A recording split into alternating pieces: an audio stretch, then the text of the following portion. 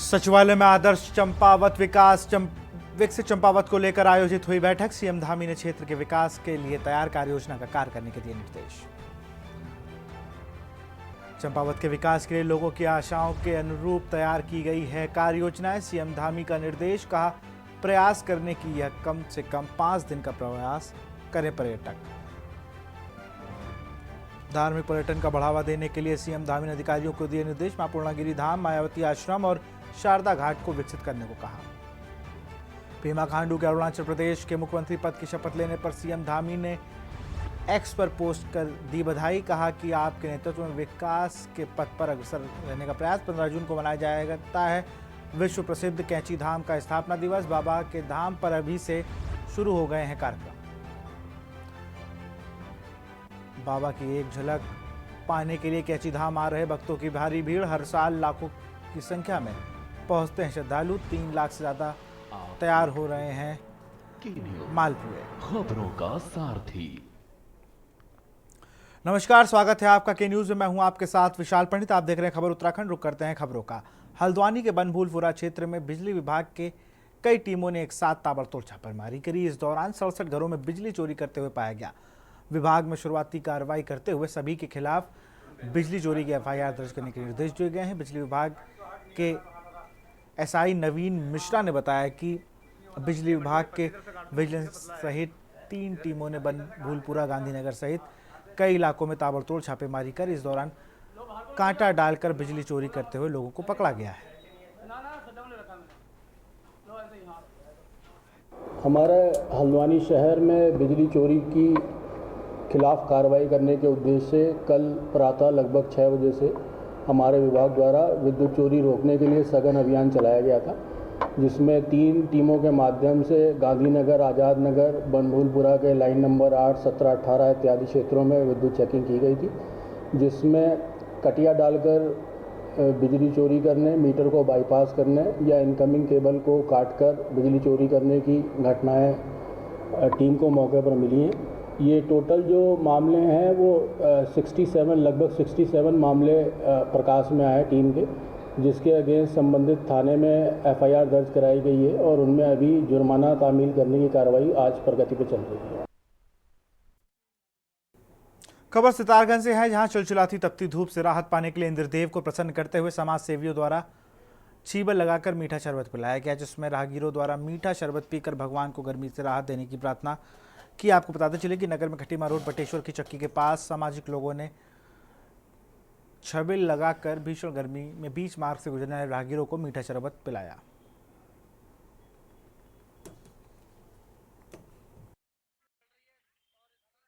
आ रहा है तो इसलिए गर्मी से लोग बेहाल है, मैं सूख रहे हैं, सब कुछ है, इसलिए सभी भाइयों के सहयोग से हमने आज ये सभी का प्रोग्राम करा है और पानी की व्यवस्था यहाँ चल रही है, मीठे पानी की व्यवस्था।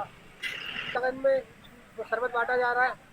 अब ऊपर वाले से ये कहते हैं भगवान बरसात कर दे और लोगों को मतलब थोड़ी राहत प्रदान हो।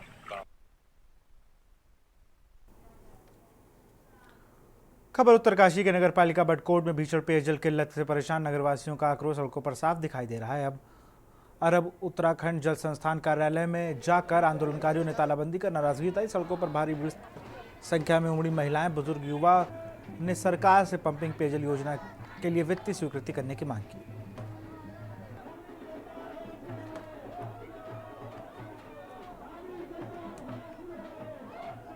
यहाँ की जल समस्या के बारे में बोलना चाहती हूँ बड़कोट के, क्योंकि यहाँ विगत 3 महीने से अभी तक हमारे घर में नल तो है लेकिन उसमें जल नहीं है।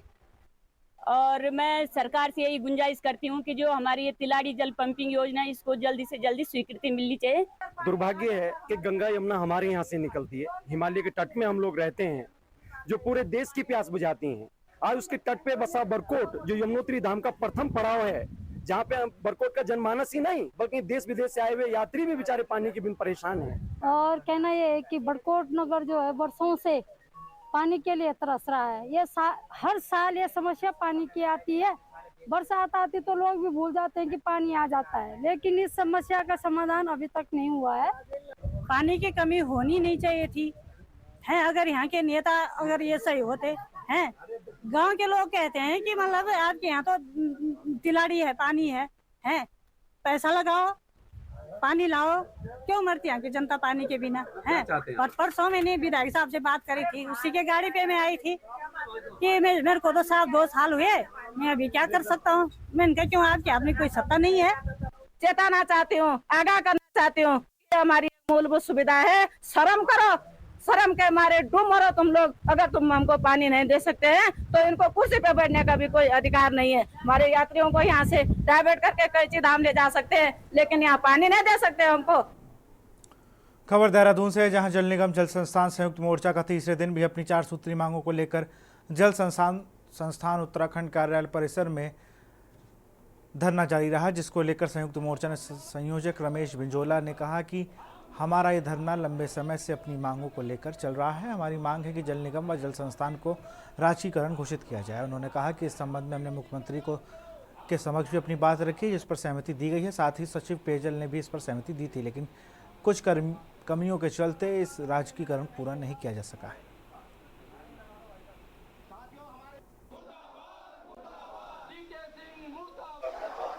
मैं विजय खाली, संयोजक उत्तराखंड पेयजल निगम जल संस्थान संयुक्त मोर्चा। हमारे संयुक्त मोर्चे के माध्यम से जनवरी के महीने से ये राजकीयकरण हेतु अपने कार्मिकों के लिए दोनों विभागों का राजकीयकरण किया जाए, इसके लिए लड़ाई लड़ी जा रही है। लेकिन एक लंबी लड़ाई जनवरी के माह में हमने लड़ी थी और अचानक आचार संहिता लग जाने के बाद, आचार संहिता के बाद पुनः हमने अपने इस आंदोलन को पुनर्जीवित किया है। लेकिन जैसे अभी हमारे बिंजोला जी ने भी बताया और मैं भी आपको स्पष्ट कर दूं कि शासन के द्वारा राजकीयकरण हेतु एक कमेटी बनाई गई थी और उसमें ये रास्ता निकाला गया था कि राजकीयकरण होने में हो सकता लंबा समय लग जाए, लेकिन तब तक आपके वेतन और भत्तों को सुरक्षित रखने के लिए कोषागार के माध्यम से आपको वेतन दिया जाए। हम उसमें अपनी सहमति व्यक्त कर चुके थे और इसके लिए शासन ने एक कमेटी बनाई थी। कमेटी में जल निगम और जल संस्थान से अपनी सहमति दी गई थी कि आप अपनी सहमति, प्रबंधन को लिखा गया था कि आप अपनी सहमति दें। कि सबसे पहले तो मैं आपके चैनल का धन्यवाद अदा करता हूं। मैं रमेश बिंजोला, प्रांतीय महामंत्री उत्तराखंड जल संस्थान कर्मचारी संगठन एवं जल निगम जल संस्थान संयुक्त मोर्चा का संयोजक। ये हमारा धरना वैसे तो जनवरी से चल रहा है, माह जनवरी 2024 से। ये हमारी मुख्य मांग है, जल निगम जल संस्थान को राजकीय विभाग घोषित किया जाए। इस संबंध में हमारी माननीय मुख्यमंत्री से भी पूर्व में वार्ता हो चुकी है, उन्होंने भी अपनी सहमति दी है। सचिव पेयजल से भी हमारी वार्ता हो चुकी है, उन्होंने भी इस संबंध में सहमति दी है। लेकिन उस समय एक अड़चन आ रही थी कि हमारे अरविंद सिंह हयांकी जो मुख्य पेयजल सचिव हैं, उनके द्वारा अवगत कराया गया था कि राजकीयकरण में थोड़ा विलंब हो सकता है। लेकिन हम एक रास्ता निकालते हैं कि जल निगम और जल संस्थान दोनों का वेतन कोषागार के माध्यम से दिया जाएगा और उसमें आधा राजकीयकरण हमारा उसी समय हो जाता है, क्योंकि हमारे उसमें वेतन भत्ते पेंशन का सुरक्षित रहेंगे। खबर नैनीताल से, जहां उत्तराखंड हाईकोर्ट ने नंदौर नदी सहित प्रदेश की अन्य नदियों का चैलाइजेशन, बाढ़ राहत के कार्य और नदियों से मलबा नहीं हटाने के खिलाफ दायर जनहित याचिका पर सुनवाई करते हुए कोर्ट ने खंडपीठ ने राज्य सरकार को इस मामले में 2 सप्ताह के भीतर जवाब देने को कहा है।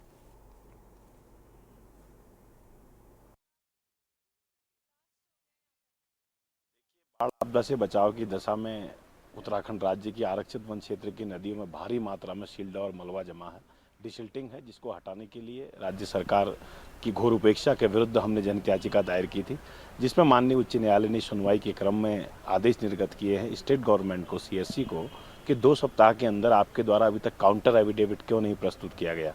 और महाधिवक्ता कार्यालय से जो डायरेक्शन स्टेट गवर्नमेंट को हुए थे वो आरटीआई के तहत मैंने माननीय उच्च न्यायालय को प्रेषित किए और माननीय उच्च न्यायालय ने स्टेट गवर्नमेंट के सीएससी को स्पष्ट रूप से आदेश किया है कि 2 सप्ताह के अंदर प्रगति रिपोर्ट में काउंटर एफिडेविट के साथ प्रस्तुत करें और 1 जुलाई को जो है इस पर फाइनल हियरिंग के लिए माननीय उच्च न्यायालय ने तिथि निर्धारित की है। कैची धाम की विश्व में ख्याति किसी से छिपी नहीं है। बाबा के चमत्कार और आस्था की डोर भक्तों को यहाँ खींच लाती है। 15 जून को स्थापना दिवस तो मनाया जाना है। इस अवसर पर बाबा के धाम में कार्यक्रम अभी से शुरू हो गए हैं। आज से धाम में अखंड पाठ शुरू कर दिया गया है, तो भट्टी पूजन के बाद 15 जून के लिए प्रसाद तैयार किया जा रहा है। स्थापना दिवस के मौके पर धार्मिक अनुष्ठान के लिए भक्तों की भीड़ बाबा की एक झलक के लिए कैची धाम आ रही है, तो हनुमान चालीसा का पाठ कर भक्त नीम करोरी की डूब गए। आपको बता दें कि 15 जून को कैंची धाम का स्थापना दिवस कार्यक्रम मनाया जाता है। हर साल लाखों की संख्या में श्रद्धालु यहां पहुंचते हैं, तो वहीं इस पर भी 2 लाख से ज़्यादा श्रद्धालु आने की उम्मीद है। कोई खाली हाथ ना जाए, इस पर 3 लाख से ज़्यादा मालपुए तैयार हो रहे हैं। तो प्रशासन ने भी मेले को लेकर तैयारी पूरी कर ली है। वहीं मंदिर प्रबंधन से लेकर स्थानीय तक स्थापना दिवस के कार्यक्रम के लिए उत्साहित है। बहुत कुछ सोच के आए हुए थे, बहुत लोगों से सुना हुआ था कि मतलब यहाँ की मन्नतें भी होती, मनोकामनाएं बहुत जल्दी पूरी होती। यही सोच के दर्शन के लिए पहली बार आए हैं और बहुत अच्छा लगा दर्शन करके। बहुत अंदर से बाबा जी आगे और भी जो इच्छाएं उसको पूरी करते हैं या नहीं करते हैं, फिर आएंगे दर्शन के लिए। चमत्कार कुछ तो होगा, बाबा जी का आशीर्वाद होगा जो भी यहाँ लेके आए हम। यहाँ आके अच्छा तो बहुत लगा, हमारा तो यही मन कर रहा है यहीं घर होता अपना। लगा बाबा चमत्कार करते हैं। हाँ बिल्कुल। मुझे लगता है कि इस बार एक रिकॉर्ड तोड़ भीड़ यहाँ पे आएगी, क्योंकि जितना पहले भंडारे में भीड़ आती थी यहाँ पर, उतनी तो अब वीकेंड पे आ रही है। तो आप अनुमान लगा सकते हैं भीड़ का, कि भीड़ को तो रोकना बड़ा मुश्किल होगा। और दूसरा जो व्यवस्था है, व्यवस्था तो महाराज करवाते हैं खुद। हमेशा यहाँ मेले में शांति रहती, कितनी भीड़ आ जाए, कोई यहाँ पर किसी प्रकार की दुर्घटना नहीं हुई आज तक, किसी पर आगजनी नहीं। और उस पर प्रशासन तैयार रहता है, पुलिस प्रशासन पूरा सहयोग करे तैयार है पर।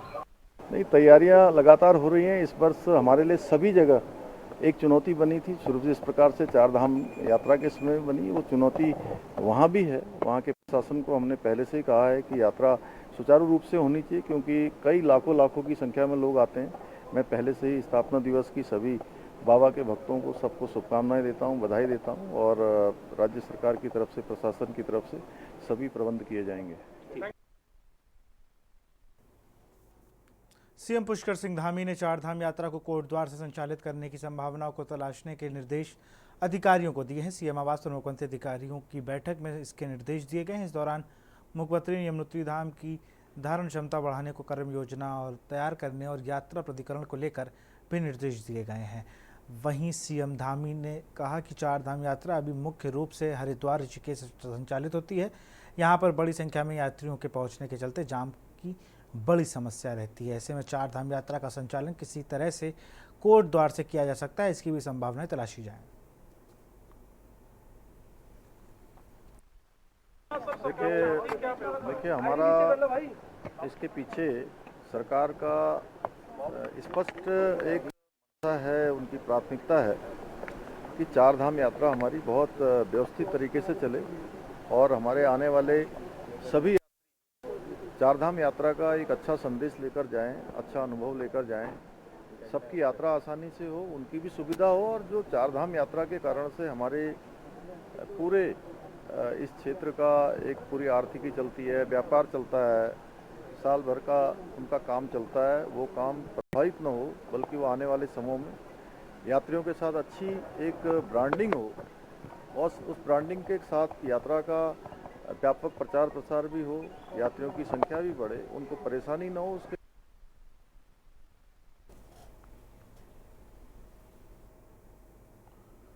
हल्द्वानी में बीते 9 जून को जम्मू कश्मीर में वैष्णो देवी के दर्शन को जा रहे श्रद्धालुओं पर हुए आतंकी हमले के खिलाफ स्थानीय लोगों ने जोरदार विरोध प्रदर्शन किया है। इस दौरान लोगों ने सिटी मजिस्ट्रेट के माध्यम से राष्ट्रपति को ज्ञापन सौंपते हुए आतंकवाद की घटना पर रोक लगाते हुए सभी आतंकियों को मौत की सजा दिए जाने की मांग की है। लोगों ने कहा कि अगर इन आतंकवादियों को सख्त सजा नहीं दी गई तो आने वाले समय में धार्मिक यात्राएं करना भी कठिन हो जाएगा। देखिए, बड़े दुर्भाग्य की बात है कि भारत भूमि में अब हिंदुओं की धार्मिक यात्राएं हैं, इस यात्राओं को भी करना इतना कठिन हो गया है। जैसा कि आप जानते हैं कि अभी पिछले 9 जून को जम्मू कश्मीर में श्रीनगर माता वैष्णो देवी के दर्शन करके जो शिव खोड़ी को दर्शन के लिए जा रहे थे श्रद्धालु, उनकी बस में इस्लामिक आतंकियों द्वारा हमला किया गया, गोलीबारी की गई। उनको हमारी वैष्णो देवी को जो एक धार्मिक यात्रा जारी थी उस पर कुछ इस्लामिक जिहादियों द्वारा हमला किया गया, जिसमें कि 10 व्यक्ति जो है मृत्यु को प्राप्त हो गए हैं। तो उसके विरोध में आज हम एक पुतला दहन कर रहे हैं। वह एसडीएम साहब को एक ज्ञापन दे रहे हैं, जिसके थ्रू राष्ट्रपति महोदय से निवेदन करा जा रहा है कि इस टाइप की कट्टरवादियों पे, इस्लामिक जिहादियों पे कठोर से कठोर कार्रवाई करी जाए। 9 तारीख को जो ये घटना हुई बिल्कुल निंदनीय घटना है। भारत सरकार से आपके चैनल के माध्यम से यही अनुरोध है कि अगर आप इन लोगों पर कड़ी से कड़ी कार्रवाई नहीं कर सकते हैं। हमें बता दिए घर में घुसकर हर एक आतंकवादी को मारा जाएगा। जय श्री राम। खेल मंत्री रेखा आर्या ने देहरादून के रायपुर स्थित महाराणा प्रताप स्पोर्ट्स कॉलेज में आगामी राष्ट्रीय खेलों को लेकर तैयारियां बैठक की। इस दौरान उन्होंने कहा कि राष्ट्रीय खेलों के आयोजन संबंधी सभी तैयारियां जल्द पूरी की गई हैं। बैठक में खेल मंत्री ने अधिकारियों को निर्देश दिए हैं कि राष्ट्रीय खेलों की औपचारिक घोषणा की तिथि से पहले सभी कार्य पूरे कर लिए जाएं।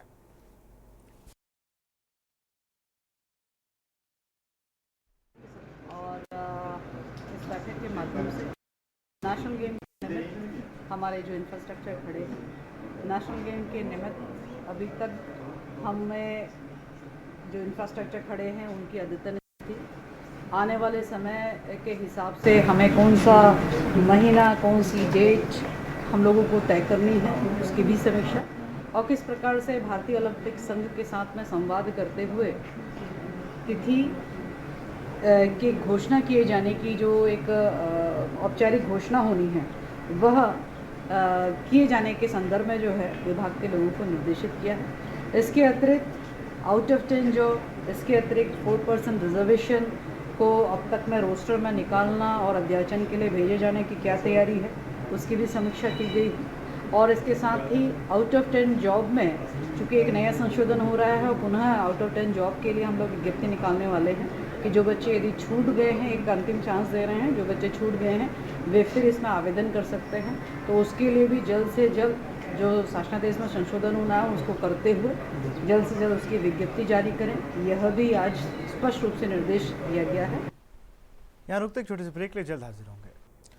ब्रेक के बाद आपका स्वागत है। नई टिहरी आगामी मानसून को देखते हुए टिहरी प्रशासन ने करी अपनी तैयारी। जिलाधिकारी मयूर दीक्षित ने कहा कि मानसून की तैयारियों को लेकर विभागों के साथ हमारी बैठक होनी थी, वह हो गई है, तथा जिन विभागों को तैयारी करनी थी उनके द्वारा पहले से ही तैयारी कर ली गई है, जैसे कि मशीनों की तैयारी करनी है, नालियों को कन्वर्ट तथा सभी को सफाई होनी, तथा विद्युत विभाग भी अतिरिक्त पोल तथा ट्रांसफार्मरों की आपूर्ति करनी है।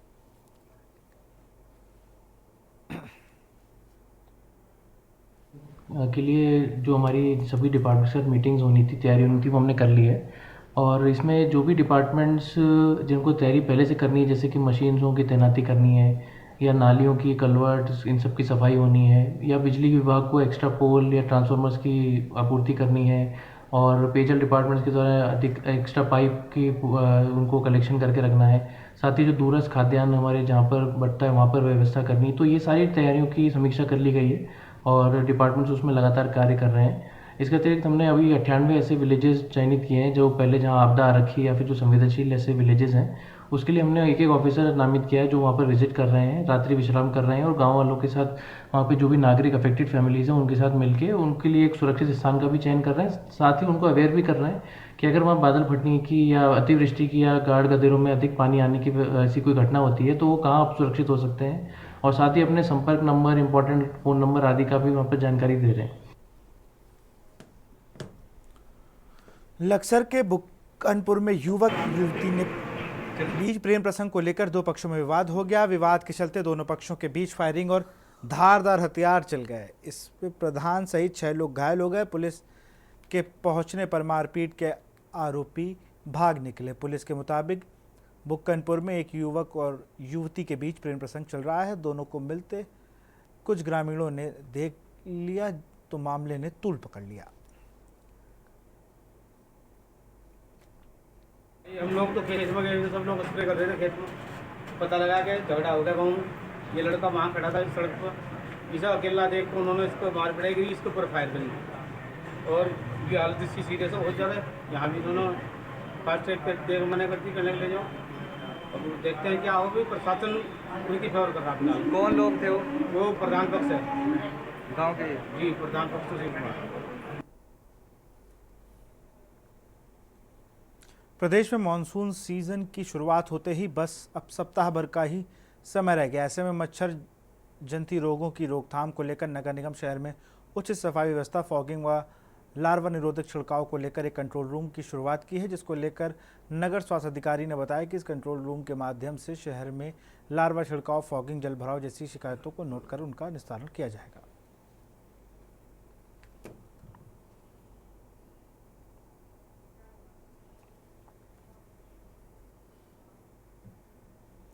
प्रदेश में आगामी समय में निकाय चुनाव होने वाले हैं। हालांकि निकाय में प्रशासकों का कार्यकाल बढ़ाया गया है, लेकिन इसको लेकर उत्तराखंड क्रांति दल अपनी तैयारियों में जुटा हुआ है। यूकेडी के केंद्रीय कार्यालय प्रभारी सुनील ध्यानी का कहना है कि प्रदेश में स्थानीय मुद्दे बिजली, पानी, सड़क साफ सफाई के मुद्दे को हमने उठाया है। साथ ही उन्होंने कहा कि हमारी सभी जिला अध्यक्ष व नगर अध्यक्षों के माध्यम से पैनल तैयार कर दिया गया है।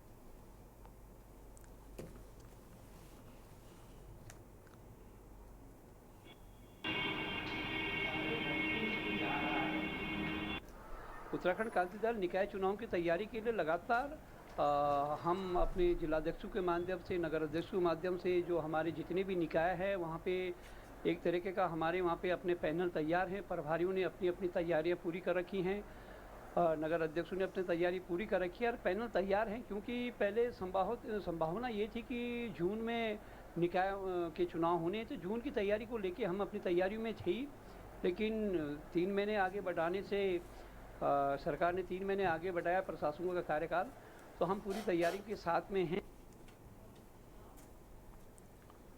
आगामी 14 जून से मुख्यालय पौड़ी में भूमव्याल देव कंडौलिया ठाकुर का 3 दिवसीय वार्षिक पूजन कार्यक्रम आयोजित होना, जिसको देखते हुए स्थानीय लोग अपना अपना सहयोग कर रहे हैं। इसी क्रम में बैजवाड़ी गांव और सर्किट हाउस की स्वयं सहायता समूह की महिलाओं ने मंदिर परिसर में आसपास सफाई अभियान चलाया। जानकारी देते हुए पूर्व सभासद यशोदा नेगी ने बताया कि आगामी 14 जून 17 जून तक सफाई अभियान चलाया जाएगा।